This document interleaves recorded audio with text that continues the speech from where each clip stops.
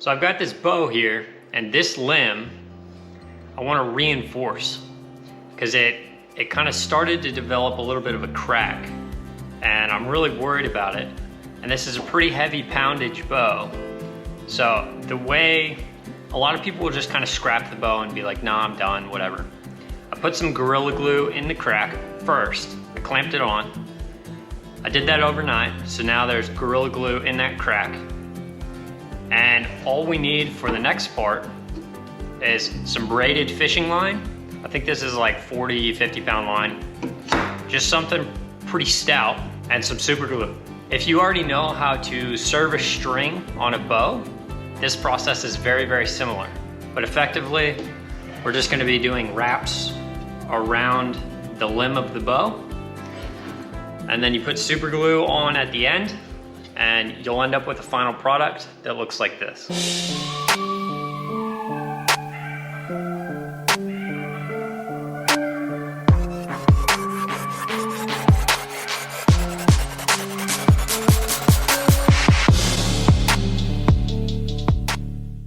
It comes out really nice. You just gotta be careful when you're doing it. But that's gonna prevent, say, in the future, if we're shooting this bow, and because it's a heavy poundage bow, these limbs are gonna be wanting to launch forwards every time we shoot. So it's like pull back, launch. And that string is the restrictive agent that keeps those limbs from going forwards. So every time you shoot it, that string is kind of applying like a quick tugging force on your limb tip. So it's never a bad idea to reinforce your limb tips, especially if you are not doing tip overlays. If you're doing in cuts like this, it's never a bad idea. This side I reinforced just in case. This side actually doesn't have anything wrong with it. I just wanted it to be like visually symmetric on both ends. This end though, I am very worried about it. So we're gonna get started and I'll kind of show you how to do it. Okay, so you're gonna take your spool. There's no need to cut anything. Just take your spool and set it to the side. And now, this end of the limb at the very end is skinnier, obviously. This has more width. So you don't wanna go big width and do your wraps down. You wanna do little width and do your wraps up. Or else every time you do a wrap, it'll just wanna slide down. So the first thing you're gonna wanna do, and this super glue is very old, so yours will not look like this. But take a little bit of the glue, stick it on the back, and you would want way less than this. I'm just doing this because I kind of have to. So you won't have to get your fingers dirty or anything. You could just spray it on there, but this is all I've got right now, so we're going with it. All right, so put your string on the top, on top of your glue, and keep in mind, you'll have way less glue than I have. I just have this much because the glue is like really goopy because it's aged. And then you're just gonna take your line and you're gonna start doing wraps. And just make sure that they're right next to each other. Like you don't want any gaps. You want it to look really good when you're done. Just kind of make sure there's no gaps and push everything over if there is a gap. But it's a pretty quick way to get this done and to get some good results. And to really reinforce that bow. You want to apply a good amount of tension while you're doing this as well. Like you don't want it loose, you want it on there. Like you want it compressing the limb of your bow.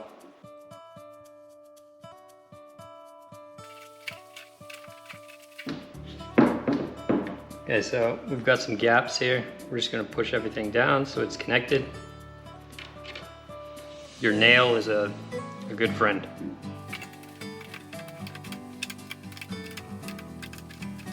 We're just doing a few wraps and then we're gonna tighten everything up. If your spool gets kind of close and you run out of room, just take some more line off.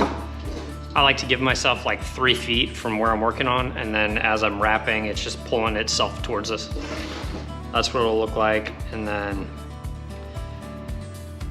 if you can, push the wraps up. But you want these right next to each other.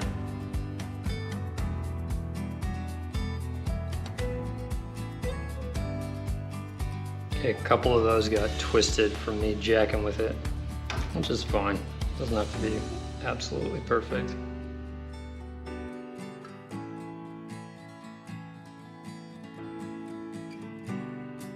Whenever you start getting to kind of the end of the line, you're gonna wanna actually take, I'd say do an arm's width of line for this part. You're still holding this the whole time. Keep your thumb on there. So this part right now, it's kind of, we need to finish it. So you need to make sure everything is real tight together first. Just kind of use your nails, get everything to touch, make sure it's all fit in there real well. If you have any gaps, like I do, you're gonna wanna correct those. Not by pushing the line downwards towards the skinny side. You wanna push upwards towards the fatter side, so that you're pushing into increasing width and increasing circumference around the whole thing. So that way, you're applying that kind of constricting pressure. If you push it the opposite way, you're just loosening everything. So you're kind of taking away the purpose of why we did this in the first place. So when you've got it where you're kind of happy enough with it, which I'm not interested in this one being perfect, I would cut probably 4 feet or so of the braided line. Now we have a free end of braided line, right? So what you're gonna do to finish this is actually really neat, and it comes in handy not just for doing limb tips or string servings, but kind of other applications as well.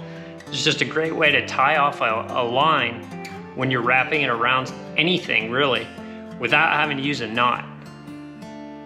Well, I guess technically it's a knot, but I'll show you.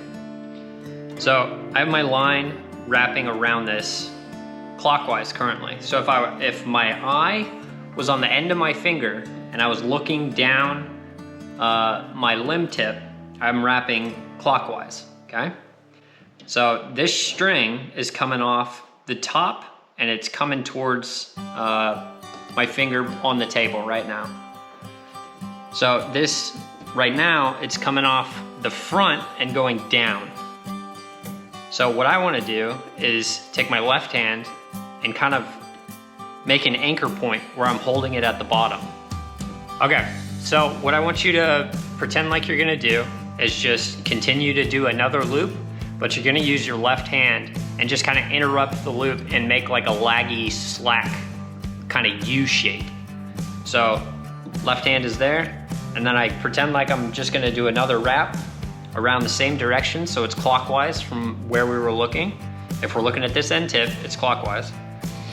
And now instead of pulling up this slack and just making a new like wrap like we were doing the whole time, we still have this slacked end.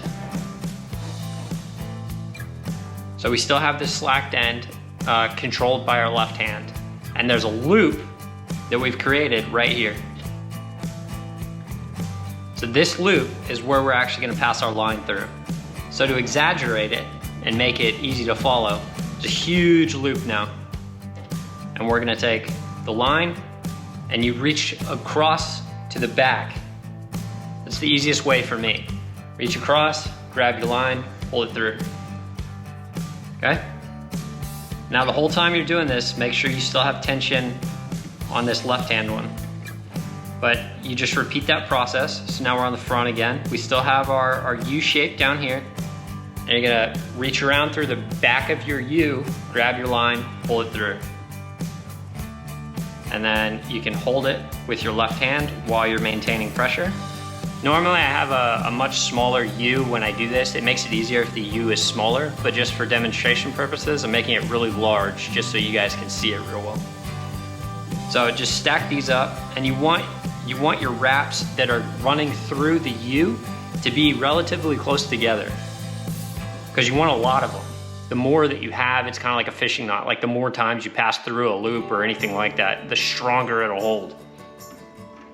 So get these pretty close together, and then just keep wrapping.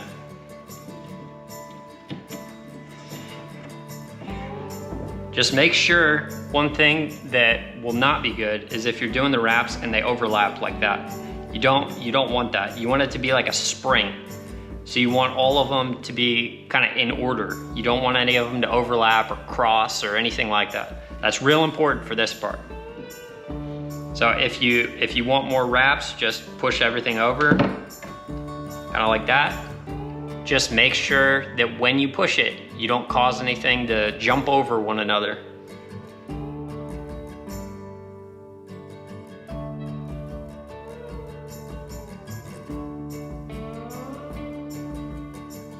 So we don't really have that many wraps. We have 15 to 16 wraps, okay? Now what you're gonna do is you're just gonna take the end that you're wrapping around and just kind of lay it there. You're gonna lay it so this is our free end, and you have this last loop kind of coming around. You're gonna pin it with your thumb, so you're not gonna do any more wraps. And you just kind of lay it there. And then you're gonna keep tension on that, and you're gonna continue kind of wrapping with the U. So our U is still being maintained this whole time right here. So as this side is wrapping clockwise, this side is actually going to wrap clockwise as well, but unwrap clockwise. Because as this goes around, I'll show you guys. So going around, wrapping on one side and unwrapping on the other side. It's a really great trick. And after you kind of get that first one going, you don't really have to hold this anymore, because now it's pinched by the string that you just wrapped around. So just the most important thing during this step is just keep tension on the U. You want your U not to be slacked during this entire process. Then you're just gonna do your wraps just like normal. The part of the U that needs to be tight is the part that you are wrapping clockwise. This part can be slacked, it doesn't matter. But make sure that as you're doing your wraps, you're not hitting any of those wraps inside the U, because that will inhibit you from being able to finish it at the end.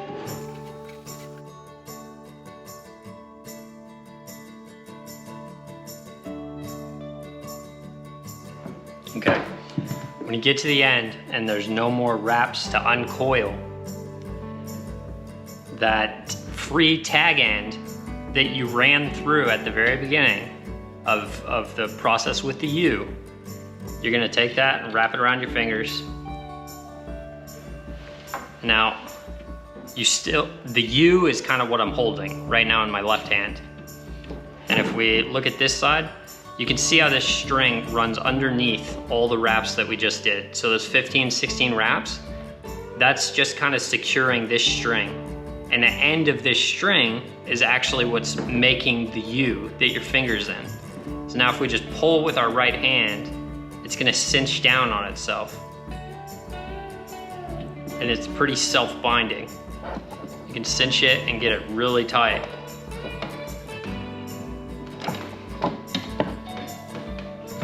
Okay, and now you're gonna wanna snip that. Forgive the broken edge on the pocket knife. It's hilarious, right? Freaking sucks, actually. So just kind of clip that off. And now the last part is very similar to the first part. Just kind of make sure everything is looking uniform and pretty clean. And then again, my super glue sucks. I am not at my shop. I don't have all my stuff.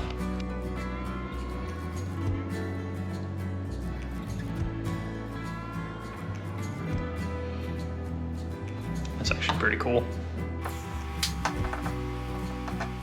If you want to wear gloves or something because you hate having super glue on your fingers, do so. For me, I don't really care. Afterwards, I just kind of rub my finger on a rasp or something and it gets rid of the little chalky bits.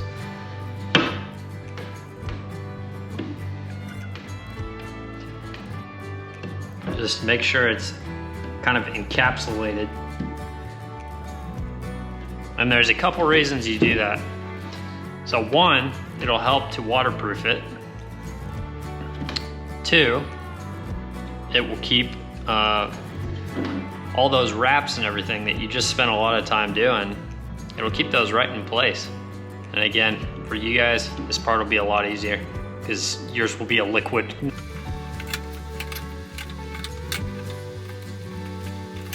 I'm gonna let that harden, and then after it hardens, you can always go back with some sandpaper, just like really, really mild sandpaper, maybe like 180. You could probably do 320 as well. Just kind of sand that up and make it look good.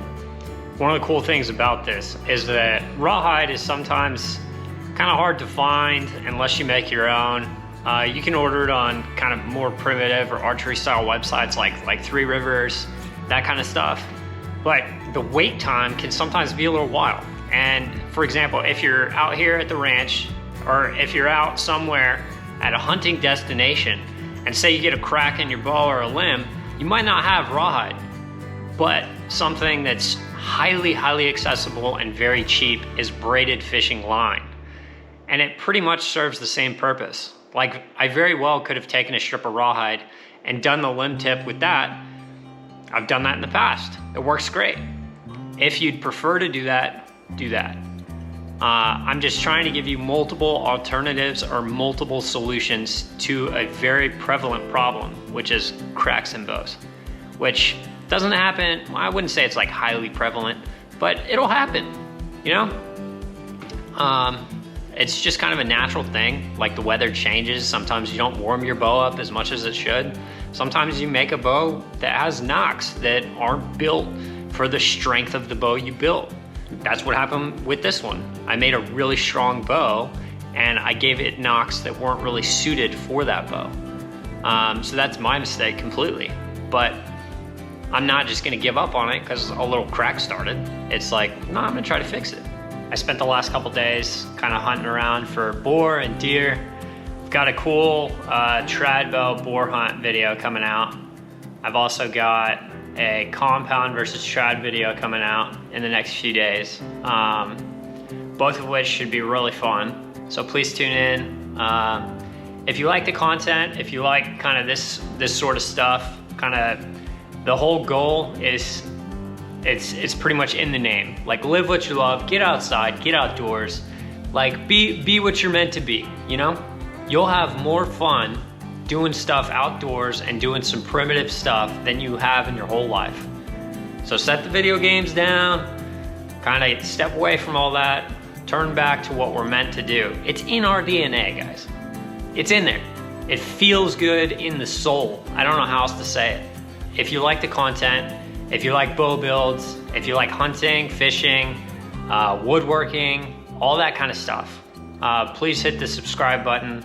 It really does pay dividends to the channel. And I keep an eye on every single one of you new subscribers, especially the ones that kind of tune in and comment on stuff. I know probably the 10 subscribers that comment the most, and those are the people that are, let's just put it this way, they're more inclined to win things in the future. But please like and subscribe and share with everybody you know. Always remember, live what you love.